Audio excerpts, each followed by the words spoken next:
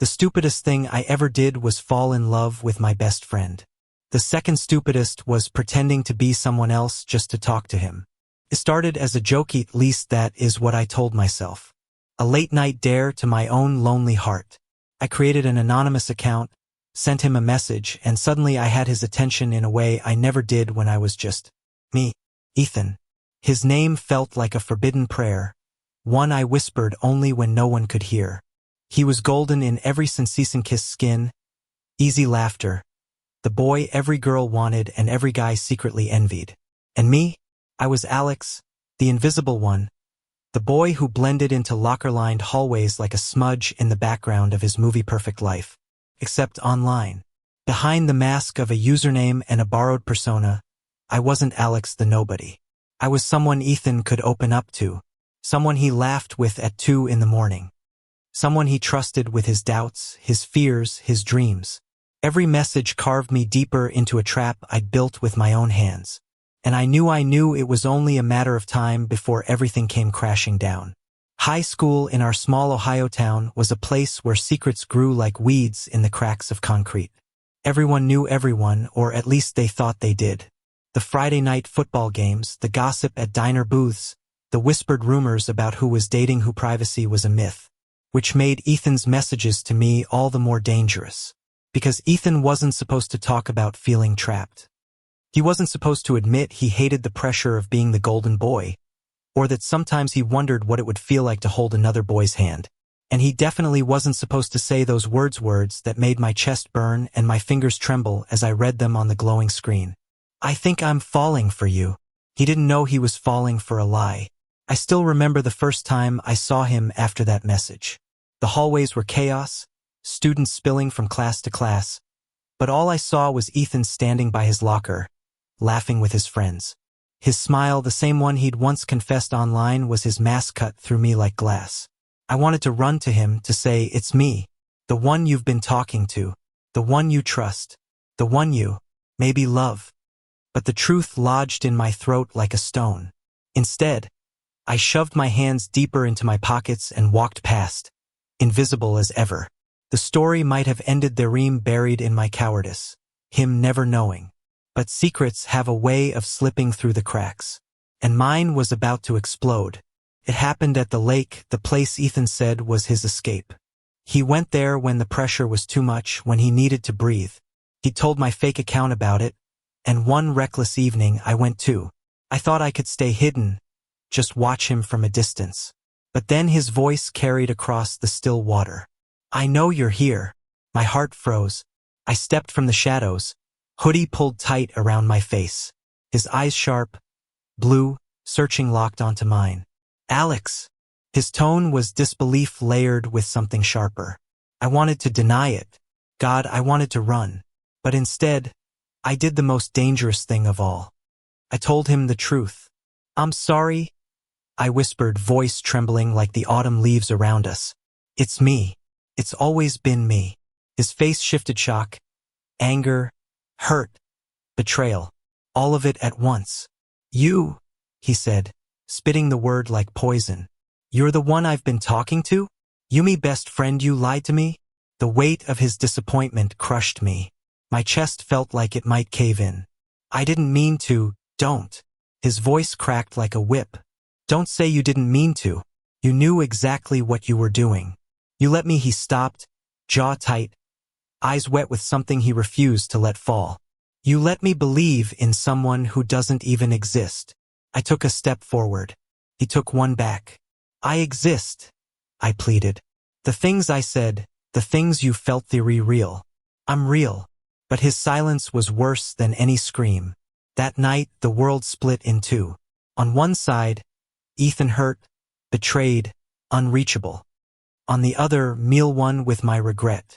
Yet even in the wreckage, a dangerous spark of hope refused to die. Because for a moment, before it all shattered, Ethan had said he was falling for me. And maybe, just maybe, he still could. The days that followed were agony. He avoided me at school, his shoulders stiff whenever I was near. Our friends noticed the shift, but no one asked questions. Rumors swirled anyway. Maybe we fought, maybe I screwed up, maybe Ethan just got tired of me. They didn't know the truth. That the boy I loved was slipping through my fingers because I had been too afraid to show him my real self. But fater, maybe cruel irony wasn't finished with us. Because the homecoming dance was coming. And Ethan, the golden boy, was expected to show up. So was I. And that night, under the glitter of lights and the weight of secrets, everything would change again. The gym was strung with cheap streamers and fairy lights, the kind that tried too hard to make cinderblock walls look magical. The music thumped, couples laughed, and my chest ached like every beat of the bass was a bruise I couldn't shake. I hadn't wanted to come, but my friends pushed, insisting I couldn't hide forever. And a small, dangerous part of me hoped Ethan would be here, that maybe the night could give me a second chance. He walked in with the same effortless presence that had always set him apart: broad shoulders, sharp jaw, smile tight but convincing enough to fool everyone except me. He looked perfect, untouchable, and then his eyes found me. It was like being punched and kissed at the same time. The air between us crackled. I wanted to look away. Couldn't. For most of the night, we orbited each other. Across the dance floor, at the drink table, in the crowd, neither willing to bridge the gap. Until fater, maybe cruel luck forced us together. They announced the slow dance. Couples paired off. Friends shoved me forward. And suddenly Ethan was standing in front of me, arms crossed, face unreadable. "You should ask someone," I muttered, already stepping back. His voice cut through the music. "I did." Took me a beat to realize he meant me. The world tilted. My hands shook as I let him pull me in, one hand hovering near his shoulder, the other caught awkwardly in his grip. His touch was fire and frost all at once. We swayed. Neither of us spoke. My chest ached with words I couldn't force out. Until finally, Ethan broke the silence.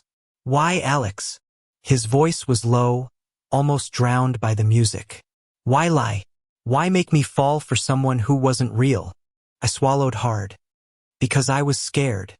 Because I thought if you knew it was me, you'd laugh, or hate me, or worse. I wanted you to see me, but I didn't believe you ever would if I was just me." His jaw tightened. "You think so little of me?" "No," I whispered. "I think so little of myself." We stopped moving. His hands clenched, then released. His gaze pierced mine, sharp and unrelenting. "You don't get it. I trusted you. I told you things I've never told anyone." His voice cracked, softer now. "And I thought, maybe finally, I wasn't alone." "You're not." My eyes burned. "You're not, Ethan. You never were. Everything I said, it came from me, not some fake me. I love you. I've loved you for so long. I didn't know how else to survive it but to hide." The music swelled around us, a cruel reminder of the world watching. He pulled back, eyes glistening, lips parted like he wanted to say more but couldn't. And then he left. The days after homecoming felt like a blur of silence. He didn't speak to me. He didn't look at me. I thought maybe that was the end, that I had lost him forever. Until a knock came at my window. It was midnight. I pulled the curtain back, and there he was, standing in the yard, hoodie pulled tight against the October chill. I opened the window.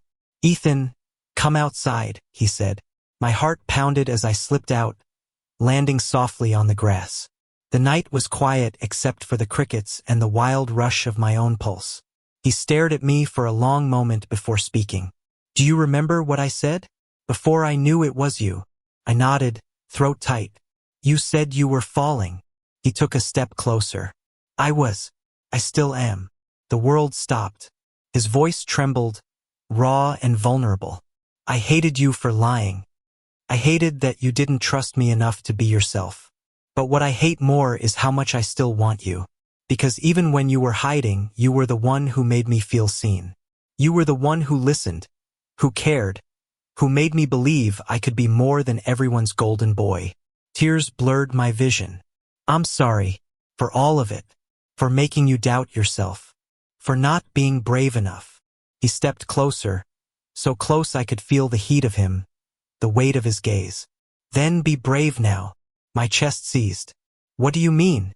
His lips curved, small, fragile, almost afraid. "Kiss me." I did. It was clumsy at first, desperate and shaking, my hands gripping his hoodie like I might fall without him. But then he kissed me back, steady and certain, and the world burst into light. All the pain, the lies, the fear, it melted between us. What remained was something raw, something real, something worth every broken piece it took to reach. When we pulled apart, he rested his forehead against mine, breathless. God, Alex, you drive me crazy. I laughed through tears. Better than being invisible. You were never invisible, he said firmly. Not to me. Not ever. The weeks that followed weren't perfect. People talked. They whispered in hallways, pointed at us in the diner, made their jokes. But Ethan's hand in mine was steady, and that steadiness made me strong. We faced it together, the stares, the judgment, the fear. And slowly, painfully, beautifully, the world stopped mattering as much as the way he smiled when he looked at me. We carved a space for ourselves in that small Ohio town. Two boys who refused to stay hidden. Two boys who chose each other even when it was hard. Months later, we found ourselves back at the lake. The water shimmered under the winter moonlight, the air sharp and clean. He slipped his arm around me, pulling me close. Do you regret it? He asked softly. The lies?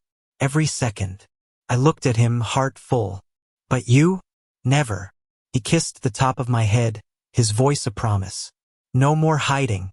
Not from me. Not from anyone. I smiled, letting the cold air sting my cheeks, the warmth of him seeping into my bones. Deal. And for the first time, I believed it. Believed that our love wasn't something to fear or disguise. It was something to live for. Thank you for listening. Don't forget to like and subscribe to stay updated with the latest videos.